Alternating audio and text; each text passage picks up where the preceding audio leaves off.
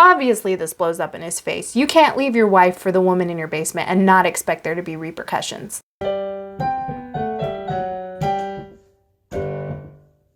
Hello, y'all. Welcome back to Case Can Probably Read. My name is Casey, and I probably can. Today I'm going to do my November reading wrap-up. I read 6 books this month, which is surprising to me. I really didn't think I was going to get in that many books this month. It was a weird reading month. I don't know that it was a bad one. I do this really weird thing sometimes where I get kind of tunnel vision-y about the books that I'm reading. I think everybody does that, but usually it's like they get in a funk where they just want to read, only fantasy, only romance, only like literary fiction or whatever.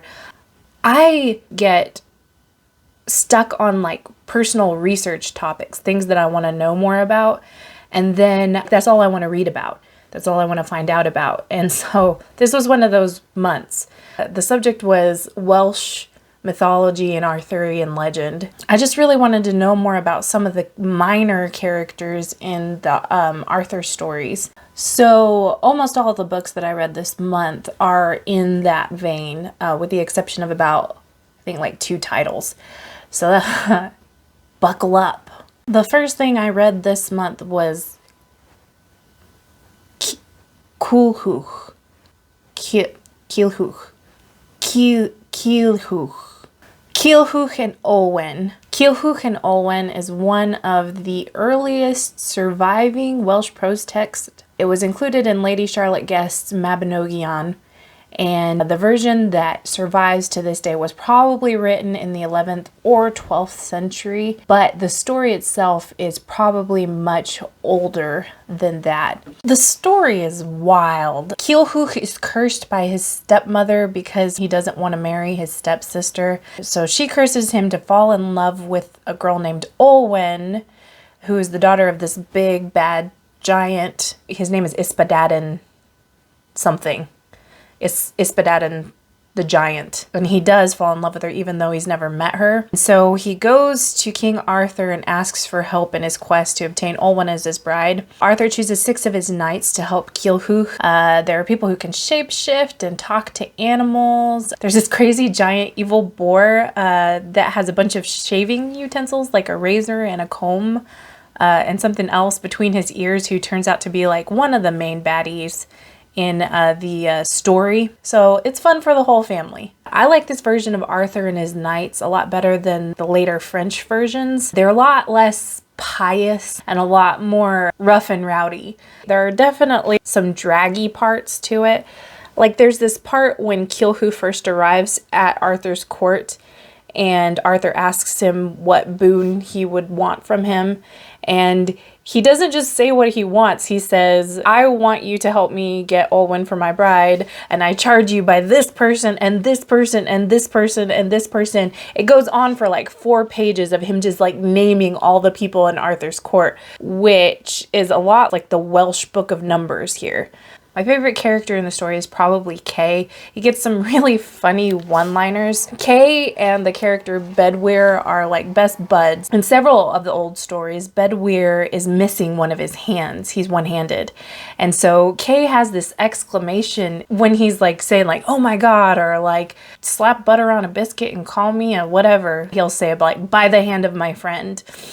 And some people think that he's probably referring to Bedwyr, which I think is funny. My least favorite part, other than the boon listing of the names in this, was the Anothode listing.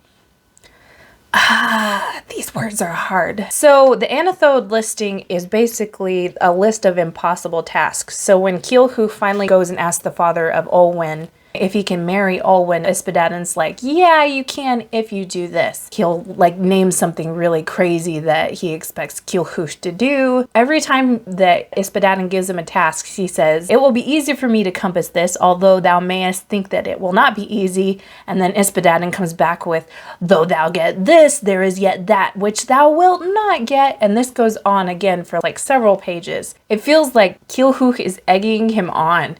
And so he just keeps like running his mouth mouth and saying, oh, that's easy, I can do that. And Danan comes back with, oh, you think you're so bad? Well, then try this one on for size. And you're like, just shut up, dude. If you would shut up, then maybe all you would have to do is the one thing. But he never does. And so they have a long list. And I guess we wouldn't have a story if that didn't happen. But still. The second book I read this month was The Intimacy Experiment by Rosie Danan. Last month I read the first book in this series. It's the Shameless series. The first book was called The Roommate, and I read that one in October. The main character in this story is Naomi Grant. She was one of the secondary characters in The Roommate. She is a former porn star.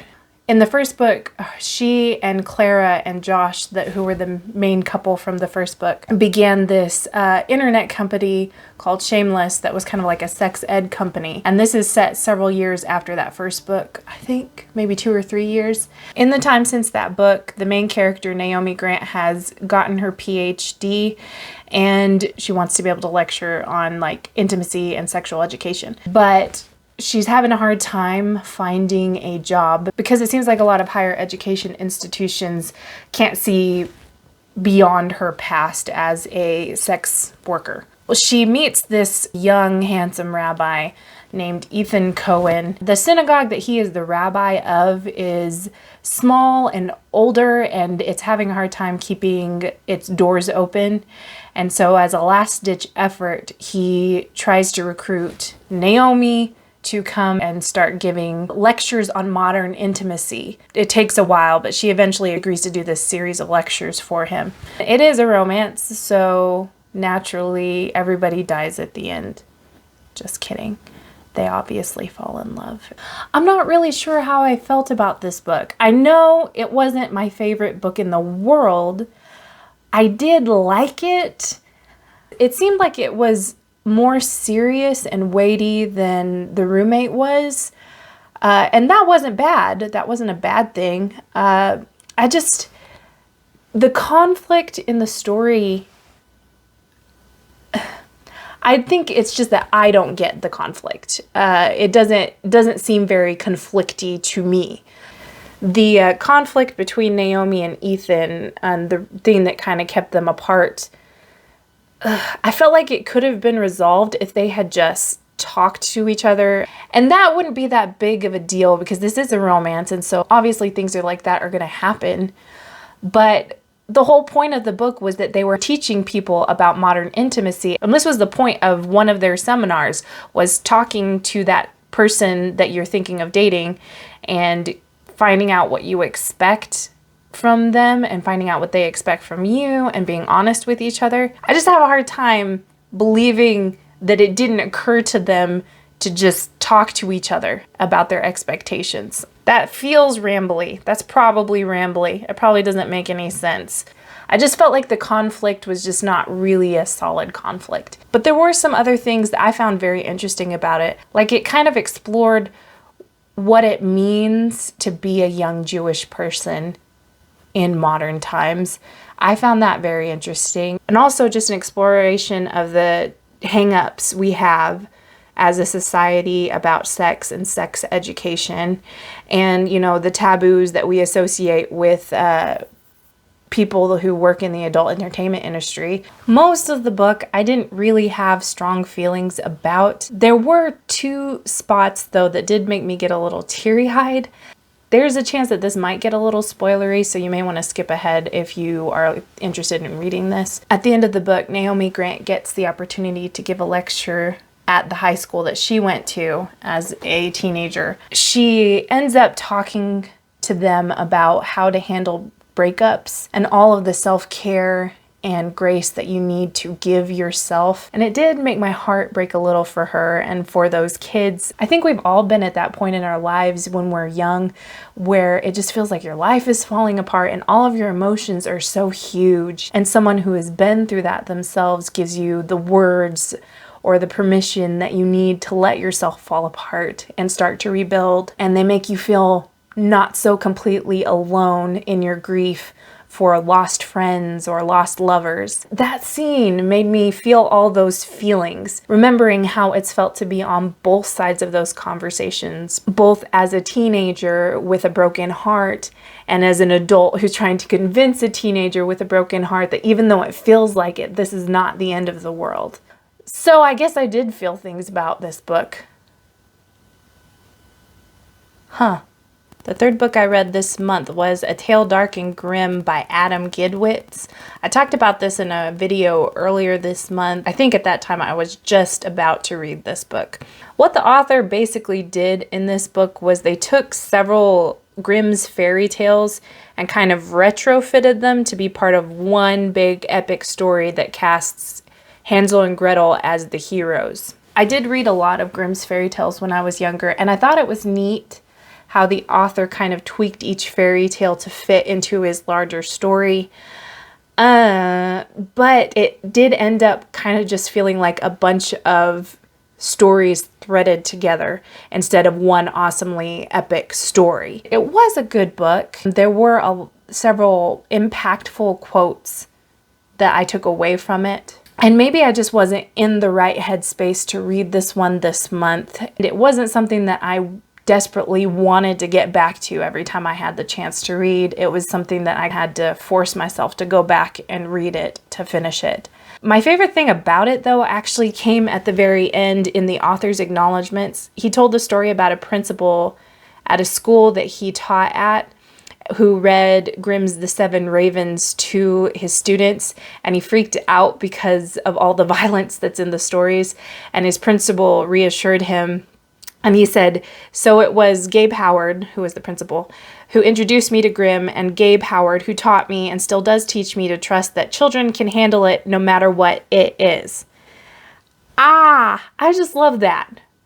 Something that I did experience when I was a kid, and something that I've seen of kids experience as an adult, is this weird need that we have to protect them from literary material for what seems to be pretty petty reasons. I've shared a story before about how I wasn't allowed to read Harry Potter when I was a kid. That drove me crazy, that the adults in my life didn't trust me to be able to handle a story. Now, obviously, don't hand your 7-year-old Stephen King or 50 Shades of Grey. They have no life context for that. But I've always had beef with people who wanted to ban books from school libraries because they encourage certain behaviors or beliefs. I think the reason that we as adults try to limit what kids read is more often than not because we are uncomfortable and we are too lazy to have those important conversations with them. So I think that's something to think about.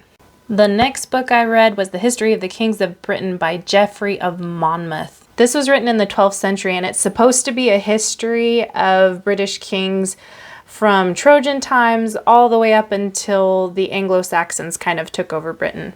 It's actually a pseudo-history. I think for a long time people thought that it was an actual history until they realized that Geoffrey of Monmouth was kind of talking out of his ass. I started reading this one because I wanted to know more about the Battle of Baden Hill and the Battle of Camlann, which are both important battles in Arthurian legend, and honestly, I didn't learn that much more about them than I already knew. The most interesting story I read in it was about a king named Lokrin. He was the son of King Brute, who Britain is supposedly named for. He fell in love with a German princess named Estrildis, but he had already promised one of his allies that he would marry his daughter, Gwendolen, instead. So he does marry Gwendolen, but he also secretly marries Estrildis and has a kid with her, and builds this secret chamber under his castle for her to live in so no one will find out about her. Eventually, his ally dies, so he deserts Gwendolen to be with Estrildis.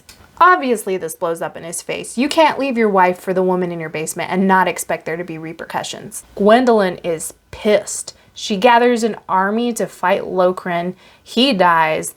She kills Estrildis and their child, and then proceeds to reign over Britain herself for 15 years. So the moral of that story is, like, don't hide women in basements. Don't. The next book I read was The Book of Three by Lloyd Alexander. This is the first book in the Chronicles of Prydain series. If you've ever watched the old Disney movie, The Black Cauldron. I think that's actually based on like the first 2 books of this series. I don't know if they were ever intending to finish it or if they only ever intended to do like the first 2 books, but it's only the first 2 of the series. The main hero of this book is a boy named Danan. He lives a quiet life in a place called Caer Dallben. One of his jobs is to help take care of this like mystic pig. I think the words they use are oracular pig that can tell the future. The pig's name is Henwin. There's this horned king who works for like the king of the underworld who is going around and doing bad stuff. One day the horned king comes to Caer Dallben and it spooks Henwin, the oracular pig, and she runs off, and Danan runs after her to try and find her, and it starts him on this big long journey to rescue Henwin. Along the way he meets Prince Gwydion, who is kind of like a folk hero. He meets Gurgi, this kind of furry half-man. He meets Eilonwy, a princess, and Fflewddur Fflam, who is a bard, but is also a king of his own country. While he's out trying to rescue Henwin, he finds out that the Horned King is gathering forces to march on the land. And so he ends up in a race to warn the people of Prydain that the Horned King is coming. Actually, talking about it right now, it reminds me a lot of The Horse and His Boy from the Chronicles of Narnia. That's neither here nor there. That's just what popped into my head. It looks like this book was published in 1964. The author says in a note at the beginning of the book that these are not retellings of Welsh mythology. It's just kind of a story that he based on Welsh mythology. And that was a lot of the reason that I picked it up, just to get more familiar with some of the characters and tales from Welsh mythology. I don't know if I really liked it that much, and I think if I were a younger reader, I would have liked this a lot. But for me, the pacing is just a little funny. It's slow and then fast. I don't know if I'm going to finish the series. There's 4 more books in it. That's really all I have to say about that one. Okay, and the last book that I read this month was Harry Potter and the Sorcerer's Stone. I did another video about that, I think last week. I'm not going to talk about it that much because almost everybody knows what the Harry Potter and the Sorcerer's Stone is about, and I don't want to. I really was surprised with how much I enjoyed reading this one again. When I first started it, I think I was kind of getting worn out from reading children's and middle grade books because I had read The Book of Three this month, which is a children's book, and I'd read A Tale Dark and Grim, and so this was like the 3rd one that I'd read for that age group. I was kind of getting tired of just reading down at that age level. I didn't expect to enjoy it as much, but reading it really took me back to the first time that I read it when I was a kid, of reading it like with my best friend, remembering all those good things that happened. It was nostalgic for me. I remember how hilarious I thought Fred and George were, and they still were. I laughed out loud at their lines. One thing though that I noticed on this read through that I don't think that I really picked up on when I read it as a kid, I think that Hermione is so often portrayed as this annoying, like, killjoy. And as I was reading it this time, I couldn't help but just think, she's right. She was the one who unlocked the door to the Forbidden Corridor. She was the one who noticed that Fluffy was guarding something. She was the one who saved Harry from falling off of his broom. She was the one who lied and covered for Harry and Ron during the troll incident. She was the one who knew how to defeat the devil's snare and who figured out the potion riddle. How is this not her story? They didn't have a right to be annoyed with her. She was right. I think I am going to reread all of these books, and I'm going to reread it with an eye on Hermione, because I feel like she was done a very unjust deed. She seems to me to be the bravest and the one with the most common sense out of the 3. Whew! That's all. That's all I read. Now we're headed into December. I have no idea what I'm going to read in December. I've started one book already, but I'll talk about that later. But that's all I have for the month of November. Other than that, if my brand of awkward appeals to you, please feel free to like this video and subscribe to my channel. And until next time, don't hide women in basements. Don't. Bye.